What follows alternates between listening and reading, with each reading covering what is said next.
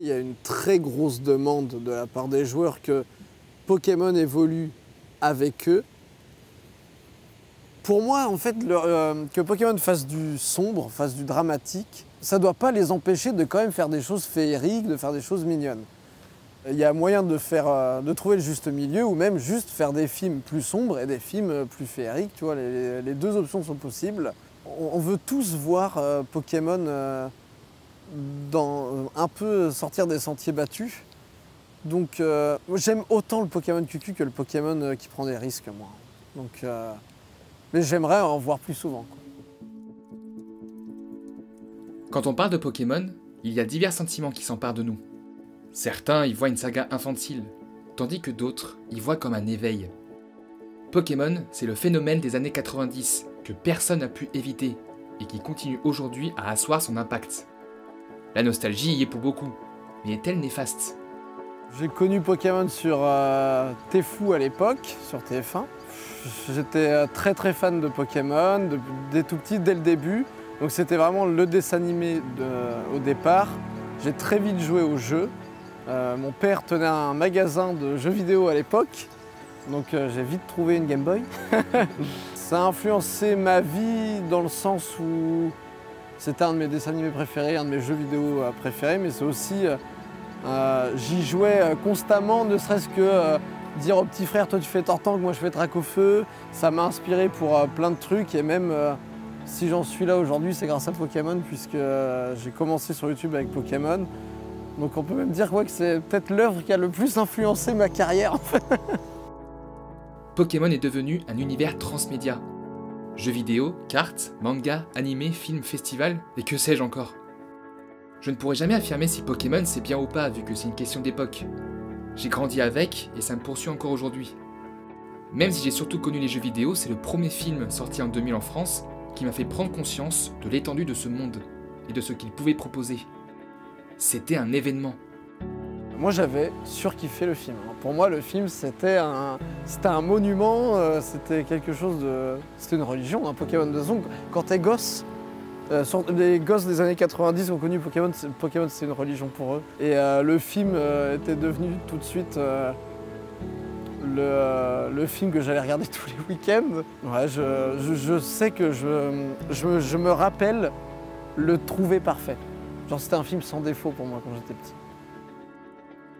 La vérité, c'est que Pokémon le film qu'on a découvert enfant, ce n'était pas le vrai.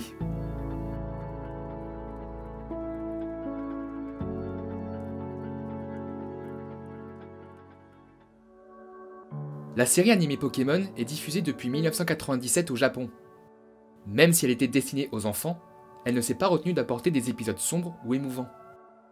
Avec un succès monstre, l'idée de réaliser un film, créant un lien avec la conclusion de la saison 1, émerge rapidement. Cependant, au sommet de son apogée, un incident bouscule la production. Le responsable ? Eh non, c'était pas pour Egon en fait. On n'allait pas accuser la mascotte quand même. N'importe quoi. L'épisode 38 est connu pour avoir provoqué des crises d'épilepsie à de nombreux téléspectateurs, à cause d'une attaque de Pikachu contre des missiles. Mais pour éviter d'affecter encore plus l'image de la série, ils ont accusé Porygon, le supprimant définitivement de la série. La diffusion fut ainsi stoppée pendant 4 mois. Ainsi, le lien entre la série et le film n'est plus clairement visible. Mais malgré tout, le film sort en juillet 1998 et reçoit un très bon accueil au Japon. Le souhait de rendre l'univers plus mature avec son passage au cinéma fonctionne, et c'est ici que les choses se compliquent. 4Kids, le diffuseur américain, a complètement adapté l'œuvre. Les musiques, les dialogues, la narration, certaines animations ont été censurées et modifiées pour s'adapter au public américain. En fait, le film se divise en 3 parties, les vacances de Pikachu, le film de 75 minutes, et surtout le prologue sur les origines de Mewtwo. Pour la faire courte, le Japon a diffusé en 1999 la version complète, avec des animations plus travaillées et cette fameuse introduction en plus. Alors qu'aux États-Unis, c'était un bonus d'un DVD d'un autre film Pokémon, Le Retour de Mewtwo. Dans tous les cas, les versions américaines et françaises ont été édulcorées et sacrifiées, pour éviter de perturber le public avec des thématiques trop sombres ou complexes. De ce fait, ces changements ont rendu les messages du film caducs et surtout contradictoires. C'est pour ça que le film Pokémon n'a que 16% sur Rotten Tomatoes. On a 2 versions du film radicalement différentes. De toute façon, je pense que modifier une œuvre, c'est pas légitime. Ça m'énerve. Tout avait été censuré à cette époque, Yu-Gi-Oh, Digimon. Les thèmes les plus sombres étaient passés à la trappe. Après, ça c'est même un autre débat, genre comment tu préserves l'enfant de certains thèmes. Moi, je ne trouve pas la version originale trop dark. Elle apporte du contexte, elle t'apporte un point de vue différent sur Mewtwo, ce qui est quand même ultra important. Mewtwo, il sert vachement d'antagoniste dans le film américain, alors que dans la version originale, on pourrait presque dire Mewtwo, c'est le personnage principal. En fait, tu charcutes une œuvre, tu changes l'œuvre. Dans des ruines antiques, des scientifiques découvrent des traces du Pokémon légendaire Mew, l'ancêtre de tous les Pokémon. Le professeur Fuji souhaite ressusciter sa fille en utilisant ses cellules. Seule l'opération sur le clone de Mew réussit, Mewtwo. Il cherche un but à son existence et en pleine confusion, se met à ravager le labo. Il souhaite devenir le Pokémon le plus puissant, en organisant un tournoi avec les meilleurs dresseurs. Sacha s'y rend avec ses amis et fait face aux Pokémon clonés de Mewtwo, hostile face aux humains qu'il tient pour responsables du mal-être des Pokémon. Oui, ce film s'adressait avant tout aux connaisseurs et délaissait un petit peu les néophytes, et donc les parents. Là, il y a un premier problème, mais on va rétablir un petit peu les choses.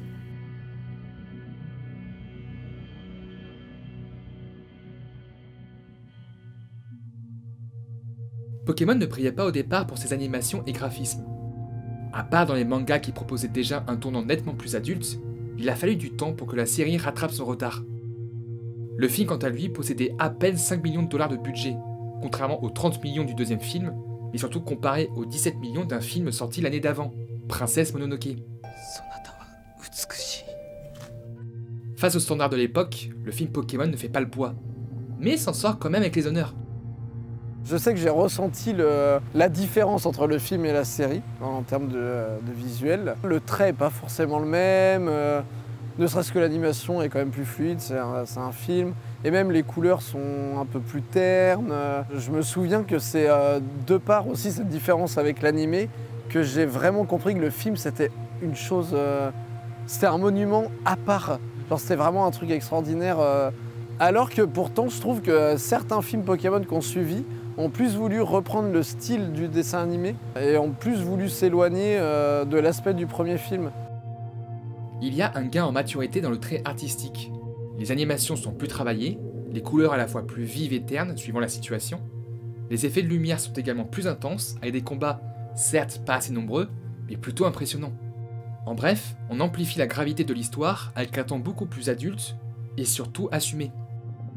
Les décors sont assez vides, mais dénotent une vraie recherche esthétique au niveau des formes et des perspectives. Ils ne délaissent pas non plus le côté merveilleux et enchanteur de Pokémon, avec les plaines et les forêts chatoyantes remplies de vie. En rendant ces petits monstres mobiles aux expressions plus manifestes, on respecte l'aura de cet univers si entraînant. On sent le lien qui unit les Pokémon et les dresseurs pour créer l'emphase avec le public. Regardez-les, ils sont beaucoup trop mignons! Gros carnage, meilleur Pokémon. Surtout que le film se permet quelques effets de mise en scène. J'aime l'idée que les scientifiques ont les yeux ombrés, jamais visibles. On ne voit les yeux du professeur Fuji que quand il se confronte à Mewtwo, face à la mort. Il réalise l'erreur et l'ampleur de son projet funeste. Il y a également des séquences presque contemplatives et poétiques, cherchant à retranscrire la beauté de ce monde, relié aux troubles de Mewtwo. Des instants de poésie qui viennent poser le rythme, nous emportant dans une certaine contemplation inhabituelle. Pokémon et poésie s'intègrent naturellement. Il n'y a pas de fausses notes au niveau du jeu d'acteur, que ce soit en japonais ou en français. Mewtwo dans les deux versions est très convaincant, et les acteurs restent les mêmes que l'animé. Et on fera pas l'affront de parler de la version américaine pour le bien-être de nos oreilles. On fait souvent ce débat entre voix originales japonaises et les voix françaises. C'est un petit peu stérile. Mais quand j'entends les voix américaines dans certains animés, je peux vous assurer qu'on a un très très bon niveau. Ne sous-estimez pas la VF. La direction artistique du film Pokémon n'est pas transcendante, mais fait le taf, au vu du budget alloué. Elle prend des risques et tente des choses. C'est honorable pour un premier film. Mais c'est à partir d'ici que les deux visions diffèrent.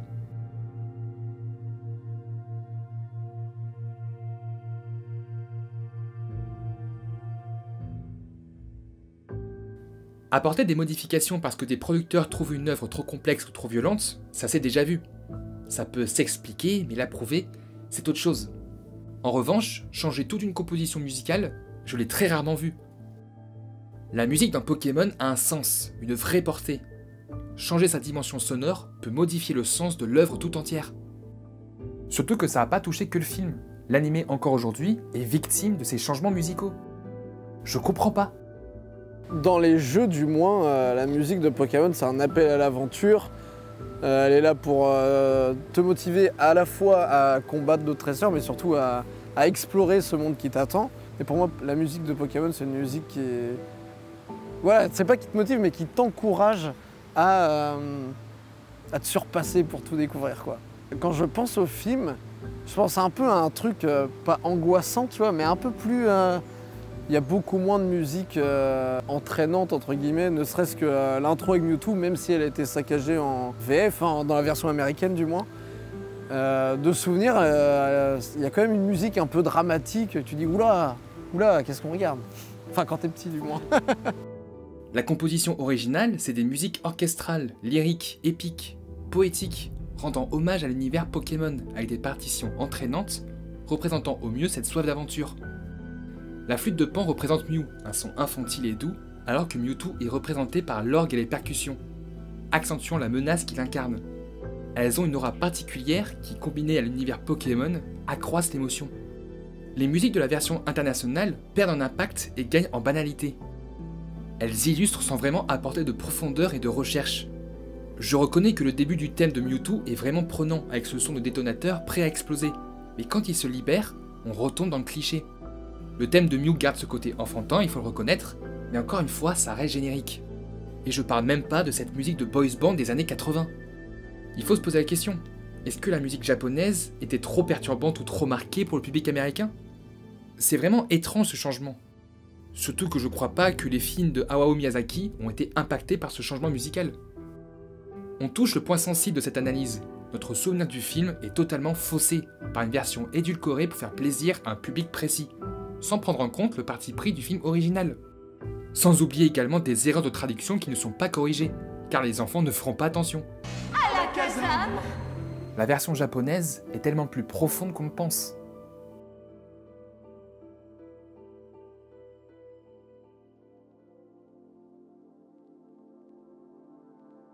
Moi je l'ai jamais trouvé trop sombre. Pour moi c'est la direction qu'aurait dû avoir Pokémon, que devrait avoir Pokémon tout le temps. Il est sombre mais il y a quand même il y a balle d'espoir dans ce film je trouve. Le message est...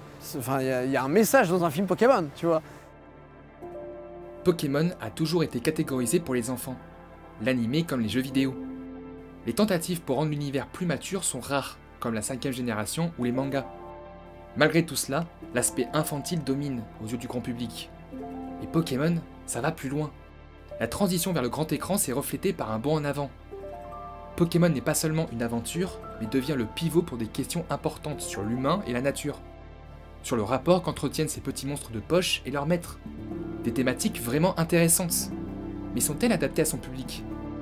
Pas pour les Américains. La version internationale devient un contresens intégral, qui sabote le message initial. C'est pour ça que les gens n'aiment pas le film.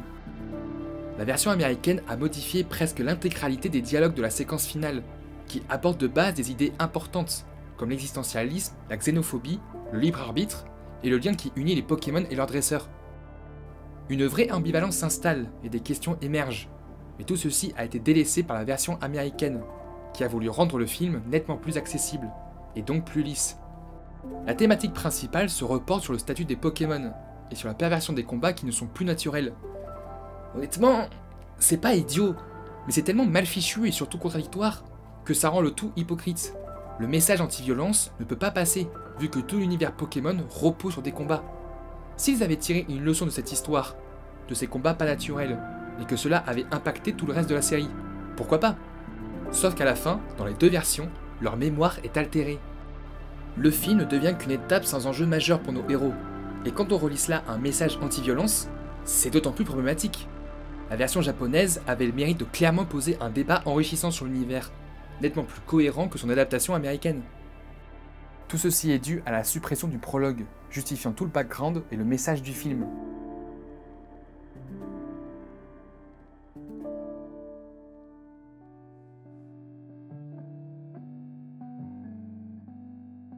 Une introduction bouleversante, émouvante, donnant toute l'épaisseur et la profondeur à un Pokémon moralement instable et violent.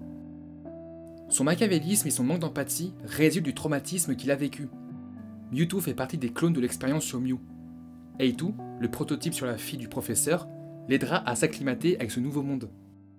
Mewtwo ne comprend pas le but de son existence, et à cause de l'instabilité du clone d'Heitu, il perd son seul repère, bienveillant et sans danger.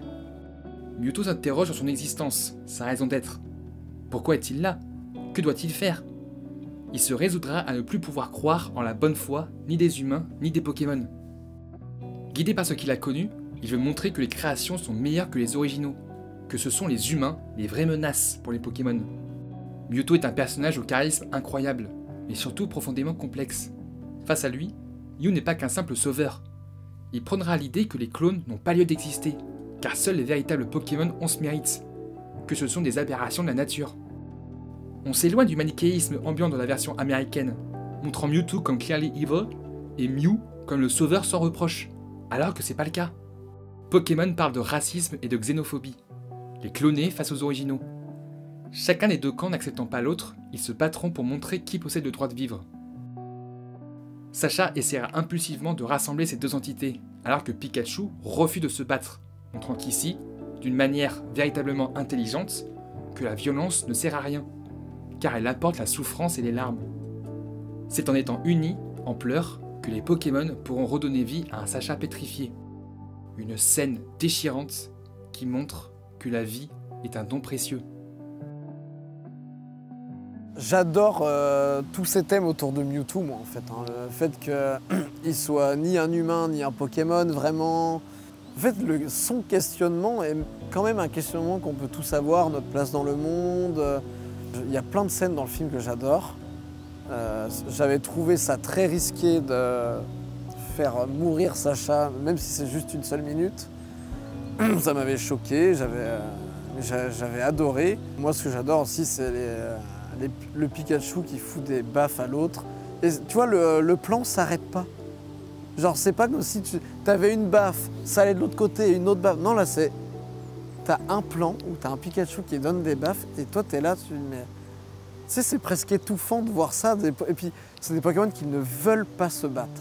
Moi, c'est toujours ça qui m'a fait. C'est des Pokémon qui ne veulent pas se battre. C'est même pas Pokémon, tu vois. Ce film-là, il questionnait un peu ça, genre... Jusqu'où tu fais battre des petites créatures qui veulent pas forcément se battre, tu vois. Et au service de quelle cause, tu vois? À cause des Pokémon, où ils se battent pour les humains. C'est vrai qu'on peut vraiment le voir sous différents angles, ce film. Et c'est ça qu'en fait quand même un très bon film. C'est que tu peux vraiment l'analyser sous plein d'angles. Contrairement à d'autres films de Pokémon, on peut dire qu'ils sont mauvais. Il y a beaucoup de films Pokémon que j'aime par la suite. Mais celui-ci, il a vraiment ce petit truc en plus de sa patte graphique différente. Pokémon propose une aventure riche en rebondissements et en émotions. Le rythme soutenu nous prend en haleine et nous fait ressentir la menace qui plane. Le prologue est d'une beauté et d'une émotion sans pareil et rend véritablement honneur à la vision originale. Ce premier film est un essai risqué qui proposait une véritable réflexion sur l'univers. Mais peut-être qu'on est trop conciliant avec ce film, car au-delà des problèmes narratifs, le ton fait toujours polémique aujourd'hui.